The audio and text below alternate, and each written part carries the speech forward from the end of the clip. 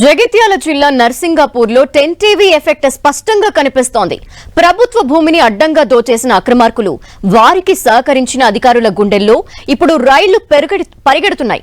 కోట్లలో ధర పలుకుతున్న భూముల్ని అవినీతి అధికారుల అండదండలతో కాజేసిన వైనంపై 10 టీవీ వరుసగా కథనాలు ప్రసారం చేసింది.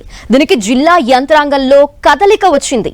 ల్యాండ్ స్కామ్ సూత్రధారులు ఎవరో, పాత్రధారులు ఎవరో నిక్కు తేల్చేందుకు రంగం సిద్ధమైంది. అసలు వందల ఎకరాల ఈ ల్యాండ్ స్కామ్ ఎలా జరిగింది? స్టోరీ చూడండి.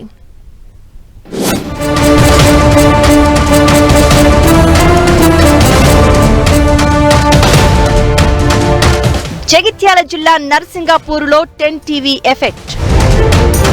వందల కోట్ల భూ కుంభకోణాన్ని వెలుగులోకి తెచ్చిన 10 టీవీ. వందల ఎకరాలని మింగేసిన అక్రమార్కులు, భూ మాయగాళ్లలో పొలిటీషియన్లు, రియల్టర్లు. చర్యలకు సిద్ధమైన జిల్లా యంత్రాంగం. జగిత్యాల జిల్లా నర్సింగాపూర్ భూ కుంభకోణంపై 10 టీవీ వరుస కథనాలు జిల్లా యంత్రాంగంలో కదలిక తెచ్చాయి. గ్రామ శివారులోని 437 సర్వే నెంబర్లో 378 ఎకరాల ప్రభుత్వ భూమిని కబ్జా చేసిన వారి గుట్టు తేల్చేందుకు యంత్రాంగం సిద్ధమైంది. నర్సింగాపూర్ ఇష్యూపై విచారణ కొనసాగుతోందని, విచారణ పూర్తయ్యాక పూర్తి వివరాలు వెల్లడిస్తామని ఆర్డీఓ చెప్పారు. 437, 251 సర్వే నెంబర్లలో అక్రమ పట్టాలు పొందింది వాస్తవమే అని, అయితే ఎంతమంది పట్టాలు పొందారు అనేది గుర్తిస్తున్నట్లు ఆర్డీఓ మధుసూదన్ తెలిపారు. అది పూర్తి స్థాయిలో విచారణ చేయమని కలెక్టర్ గారు ఆదేశించారు. దానికి సంబంధించి జగిత్యాల రూరల్ తహసీల్దార్ని కూడా పూర్తి స్థాయిలో దాన్ని విచారణ చేసి డాక్యుమెంట్స్ వెరిఫై చేసి పూర్తి స్థాయిలో నివేదిక కలెక్టర్ గారికి సమర్పించడం జరుగుతుంది. 437 సర్వే నెంబర్లో ఎంతమంది అక్రమంగా పట్టాలు పొందారు సార్? గుర్తించారా వాళ్ళని ఇప్పటివరకు? ఆ డీటెయిల్స్ అన్ని వెరిఫికేషన్లో ఉన్నాయి. పూర్తి స్థాయిలో వాళ్ళకి సంబంధించిన ఆధారాలు కూడా తీసి సమర్పించమని ఇవ్వడం జరిగింది. వచ్చిన తర్వాత పూర్తి స్థాయిలో నివేదిక సమర్పించడం జరుగుతుంది. మరోవైపు ఇదే ఇష్యూపై ఎమ్మెల్సీ జీవన్ రెడ్డి కూడా స్పందించారు. అధికారుల సాయంతోనే అక్రమార్కులు ఇలా రెచ్చిపోయారని, ఖచ్చితంగా అందరిపై చర్యలు తీసుకోవాలని డిమాండ్ చేశారు. అక్రమార్కుల నుంచి భూమి స్వాధీనం చేసుకుని పేదలకు పంచిపెట్టాలన్నారు ఆయన. అధికారుల పాత్ర మాత్రం తప్పకుండా ఉంటది. వీళ్ళ ప్రభుత్వ భూములు అనర్హులకు పట్టాలు చేయడం జరుగుతుందని చెప్పారంటే వీళ్ళ ప్రభుత్వ అధికారులు జోక్యం లేకుండా ఎట్లా జరుగుద్ది? తప్పకుండా ఏ రెవెన్యూ రికార్డు నమోదు చేయబడ్డా కానీ సంబంధిత రెవెన్యూ అధికారుల జోక్యంతోనే, చొరవతోనే అది రికార్డు చేయబడి ఉంటుంది. తప్పకుండా రెవెన్యూ అధికారులు బాధ్యులు. నా దృష్టిలో అయితే ఇప్పుడు రద్దు చేయడంతో పాటుగా ఇవాళ వాస్తవంగా స్థానికులకి హక్కు కల్పించబడాలి. స్థానికేతరులకి ఏదైతే హక్కు కల్పించడము సమంజసం కాదు. It's irregular. ఒక విధంగా ఇట్స్ ఇర్రెగ్యులర్.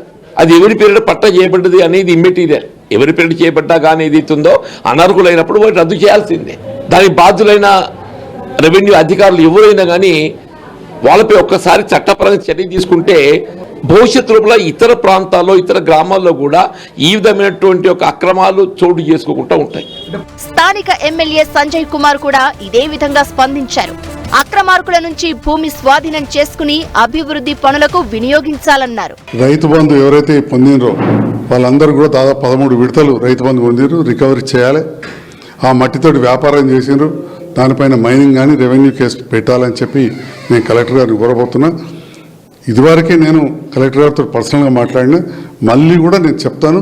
నేను నిన్న కూడా తహసీల్దార్ గారితో మాట్లాడడం జరిగింది 26 జనవరి సందర్భంలో. వారు దాదాపు ఎంక్వైరీ చేసినాం, ఈ రకంగా ఉన్నది రిపోర్ట్ అని చెప్పాను. ఈరోజు వారు తప్పకుండా ఈ విషయంలో మాట్లాడతానని చెప్పాను. నేను నర్సింగాపూర్ శివారులోని 437, 251 సర్వే నెంబర్లలోని అసైన్డ్ భూములు, ప్రభుత్వ భూములు ఉన్నా కూడా అధికారుల సాయంతో గుట్టలు, డంపింగ్ యార్డులున్నా రిజిస్ట్రేషన్లు జరిగిపోయాయి. బీజేపీ ఎమ్మెల్యే అభ్యర్థిగా పోటీ చేసిన భోగ శ్రావణి మామ భోగ వెంకటేశ్వర్లు, బీఆర్ఎస్ కౌన్సిలర్ భర్త శ్రీనివాస్, మాజీ సర్పంచ్ మల్లారెడ్డి, గాజుల రాజేందర్, జెడ్పీ చైర్పర్సన్ దావా వసంత బంధువు తిరుపతి, ఓ అడిషనల్ కలెక్టర్ భర్త ప్రకాష్, ఇలా చాలా మంది తమ పలుకుబడితో రిజిస్ట్రేషన్లు చేసుకుని ప్రభుత్వ భూమిని స్వంతం చేసుకున్నారు.